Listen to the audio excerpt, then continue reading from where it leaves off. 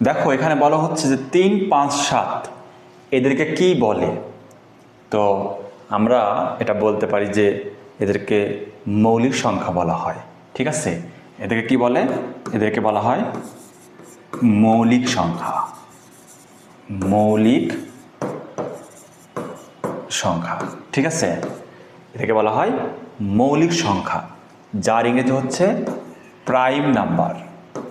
Prime number.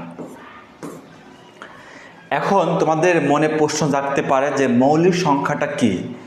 মৌলিক সংখ্যা হচ্ছে এক এবং ওই সংখ্যা ছাড়া যাকে উৎপাদককে বিশ্লেষণ করা যায় না, তাকে বলা হয় মৌলিক সংখ্যা। ঠিক আছে, তাহলে এক এবং ওই সংখ্যা, এটা ছাড়া আর কোনো তাকে ভাঙা যাবে না, এটাকে বলা হচ্ছে মৌলিক সংখ্যা।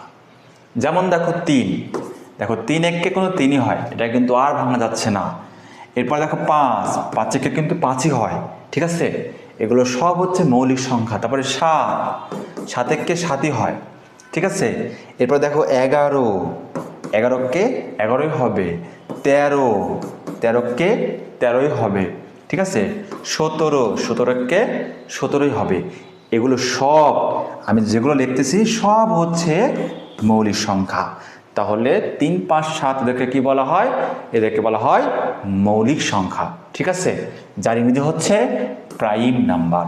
তাহলে আমি আবারও তোমাদেরকে বলে দিচ্ছি যে মৌলিক সংখ্যার সংজ্ঞা হচ্ছে এক এবং ওই সংখ্যা ছাড়া যাকে উৎপাদকে বিশ্লেষণ করা যায় না, তাকে বলা হয় মৌলিক সংখ্যা।